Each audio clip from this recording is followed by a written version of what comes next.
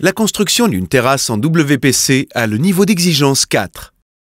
Pour les 25 mètres carrés de surface de terrasse montrés ici, elle dure 4 jours environ si une seule personne y travaille. Mais il est préférable que tu aies 1 ou 2 aides. Les différents chapitres. Au début, tu fais un plan exact de tous les travaux à exécuter. Le soubassement doit être excavé. Ensuite, tu places des pierres de délimitation. Elles vont devoir être fermement scellées dans du béton. Ensuite, tu prépares le soubassement.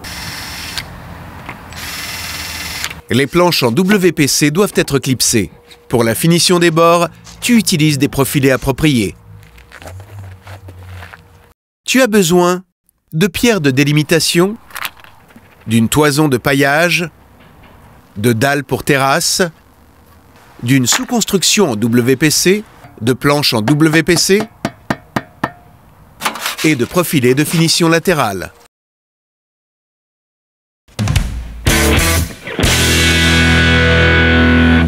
En premier lieu, tu mesures la surface sur laquelle tu désires construire ta terrasse. Fais-toi un schéma.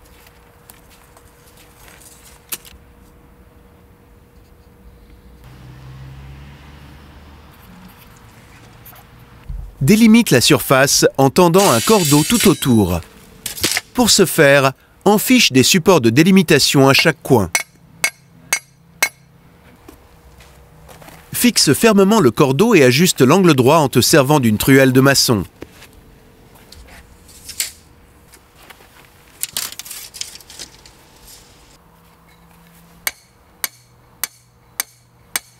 Sur les coins à l'avant de la terrasse, laisse un peu plus de longueur de cordeau. Tu peux marquer la profondeur de la terrasse en collant de la bande en crêpe sur le cordeau.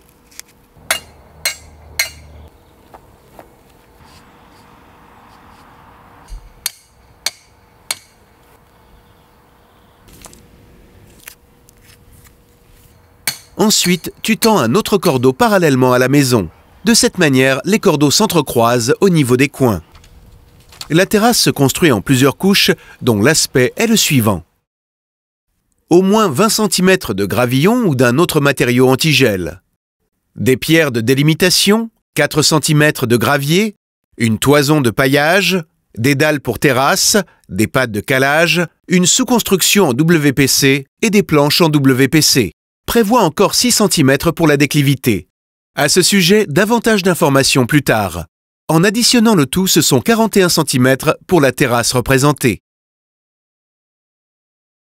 L'écart de la maison jusqu'au sol est de 25 cm. Tu vas donc devoir maintenant excaver le sol de 16 cm. Le mieux, c'est que tu te fasses un schéma pour que tu aies ensuite toujours toutes les données à portée de la main.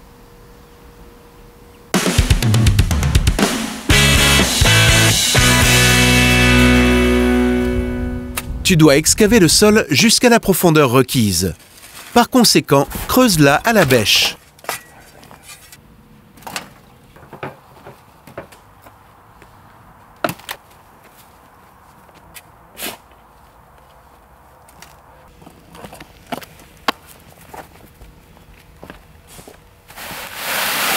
Pour la protection contre le gel, tu peux aussi utiliser d'autres matériaux.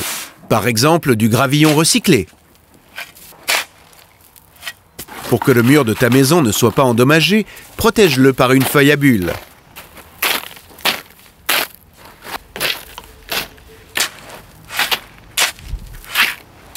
Étale le matériau couche par couche en veillant à toujours le compacter correctement.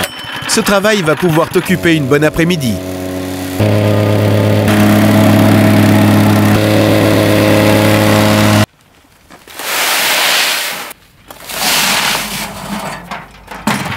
Il faut que la surface soit vraiment bien ferme.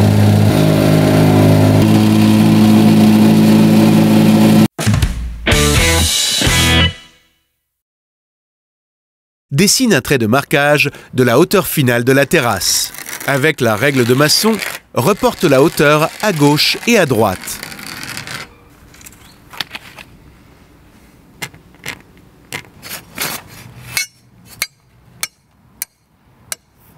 Amène le cordeau exactement à cette hauteur.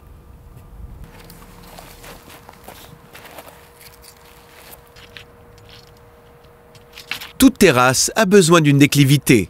2%, c'est l'idéal, c'est-à-dire 2 cm par mètre linéaire. En effet, les eaux de pluie doivent pouvoir s'écouler en s'éloignant du mur de la maison. Les pierres de délimitation doivent être posées avec cette déclivité. Maintenant, tu dois mesurer la déclivité nécessaire vers le bas. Notre exemple présente une profondeur de terrasse de 3 mètres. Par conséquent, une déclivité de 6 cm au total. Il faut que tu disposes les bords intérieurs des pierres de délimitation exactement contre les cordeaux alignés.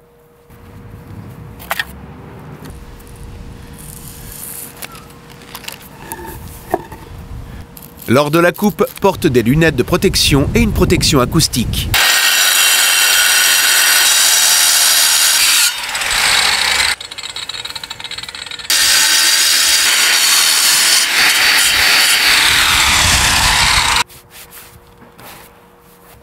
Déverse du béton pour construction paysagère et mélange-le dans un bac de gâchage.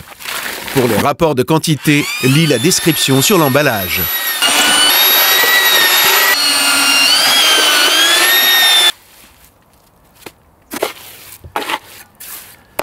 Finalement, il faut que le bord supérieur de la pierre de délimitation soit aussi haut que le cordeau tendu. Tu vas devoir éventuellement adapter la hauteur du soubassement. Répands le béton en une épaisseur de 5 cm environ et mets-y la pierre. Oriente-toi exactement sur le cordeau, tout en veillant aussi à ce que tout soit bien orienté à la verticale. Sur les côtés, une cale de 10 cm de haut doit être formée.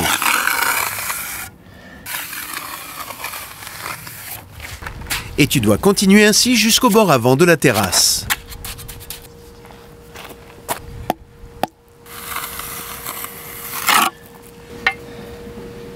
Et tu procèdes ensuite exactement de la même manière pour le côté de droite.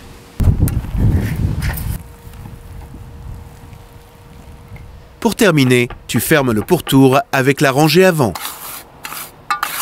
Le jour suivant, une fois que le mortier a bien pris, tu adaptes de nouveau le sol pour la surface de gazon.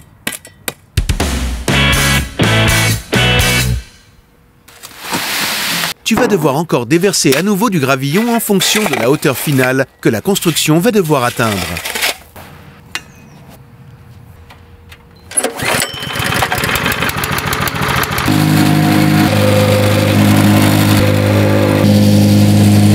Tends un cordeau au-dessus des pierres de délimitation.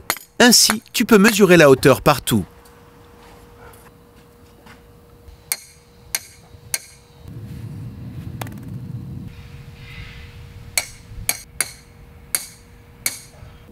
Étant donné que les pierres de délimitation sont dans la déclivité, il faut que l'écart vers le bas soit égal en tout lieu. Le dimensionnement requis, tu l'as sur le schéma de départ.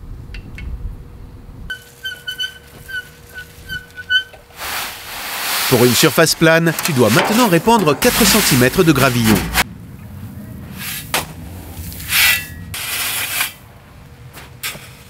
Pour niveler la surface, place 2 profilés en T dans la couche de gravillon. Ici, il faut travailler avec grande exactitude. Il faut que la déclivité et que la hauteur soient d'une extrême exactitude. Avec la règle de maçon, tu racles le gravillon pour le planifier. Après avoir enlevé les profilés en T, tu vas devoir garnir les emplacements vides.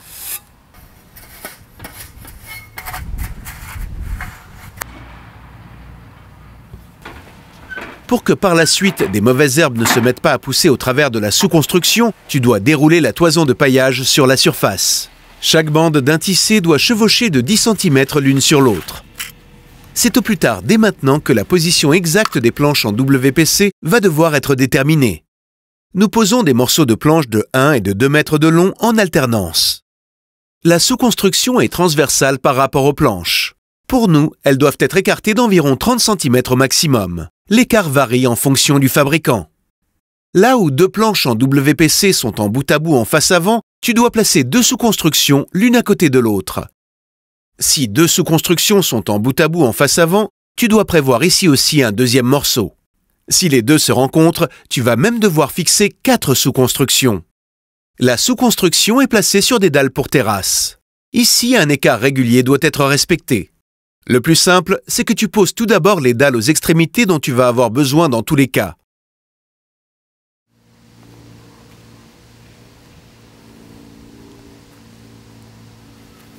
Il faut que l'écart par rapport aux pierres de délimitation soit de 1,5 cm environ. Pour nous, cela correspond à 2 pattes de calage. Nous nous en servons d'écarteur.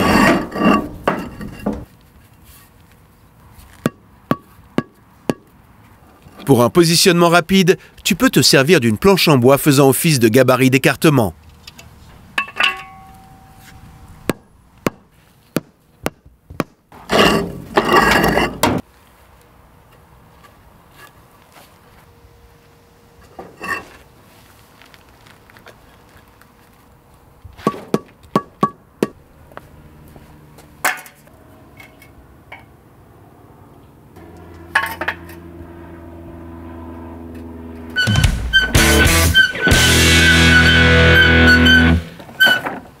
Maintenant, tu fixes la sous-construction.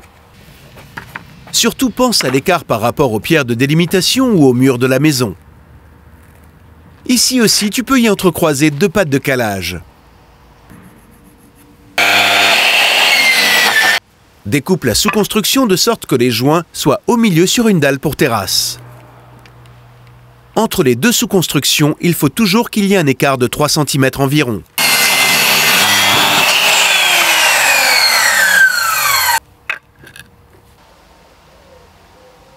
Marquage et préperçage.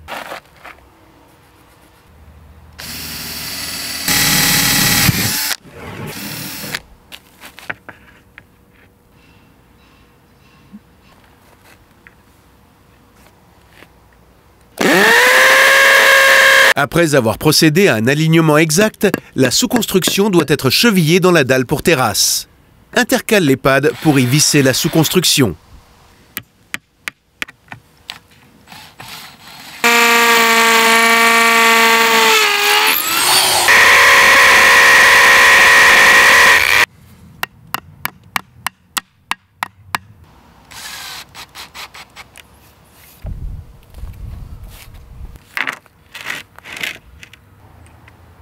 Pour que plus tard de l'eau de pluie ne s'y accumule pas, perce un trou de drainage tous les 60 cm. Découpe la bande à bulles contre le mur de la maison au niveau des dalles de fondation, ainsi elle ne recouvrira pas les planches par la suite.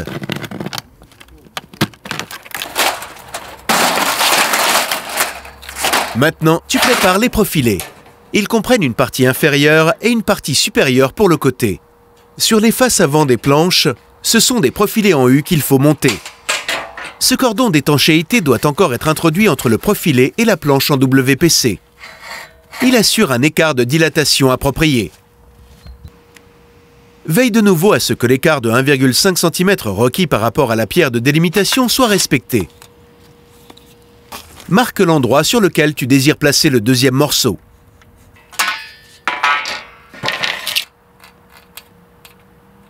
Les profilés peuvent être découpés à la scie oscillatoire pourvue d'une lame de scie à métaux.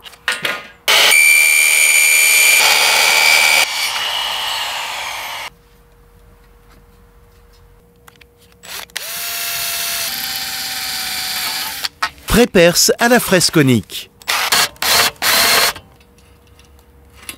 Les têtes de vis ne doivent en aucun cas être en saillie.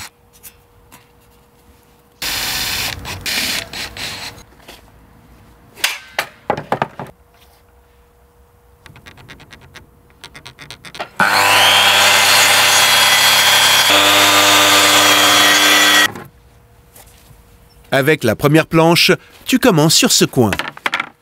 Enfiche le profilé en U contre le mur de la maison sur la planche. Ensuite, tu insères le cordon d'étanchéité dans les profilés et la planche dans le profilé latéral. L'écart de 1,5 cm doit également être respecté contre le mur de la maison. Observe bien la flèche indiquant le sens de pose. Il faut que les planches soient toujours à même distance de la maison. Maintenant, tu mesures exactement la longueur de la deuxième planche. Par conséquent, écart de la première planche par rapport à la pierre de délimitation. Ensuite, déduis le joint et l'épaisseur du cordon d'étanchéité. Maintenant, tu mets la planche en place dans le profilé de finition latérale et le profilé en U.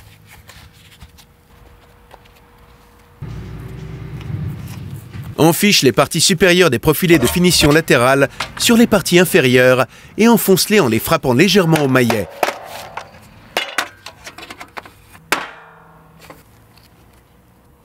Les profilés en U, tu devrais les stabiliser. Pour ce faire, enfiche sur l'autre extrémité des morceaux de planche court. Maintenant, enfiche les clips de fixation dessus. Enfonce-les à léger coup de maillet. Pour ce faire, tu saisis une chute de planche en WPC et ton travail progresse. Veille à bien réaliser ton motif de pose souhaité.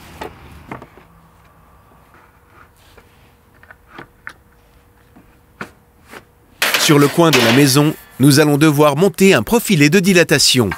À cet effet, nous avons d'abord besoin d'un profilé en U en tant que rallonge dans la niche.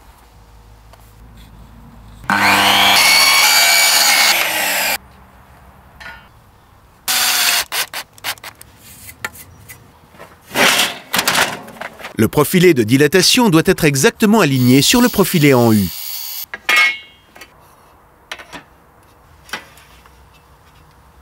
Tends la règle de maçon servant de butée contre les profilés. Ensuite, visse fermement de nouveau le profilé support.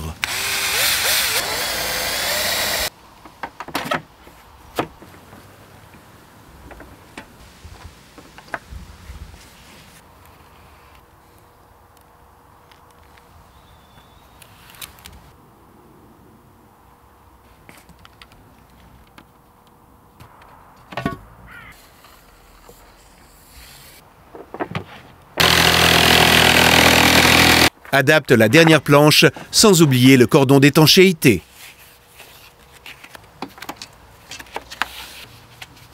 Mets la partie supérieure du profilé en place. C'est terminé.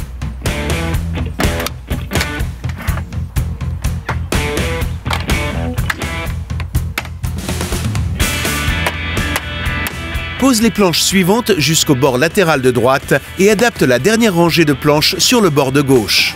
Ici aussi, tu dois mettre de nouveau en place un profilé de bordure comprenant une partie supérieure et inférieure.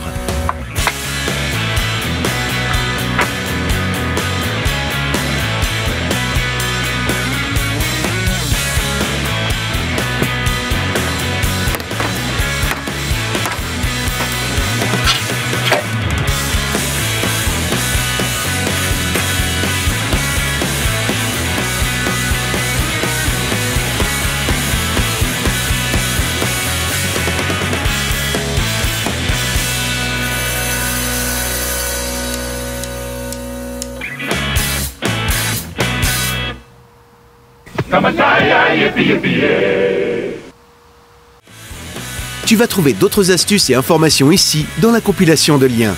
Encore plus de projets? Abonne-toi maintenant à Hornbach pour toujours être à la page.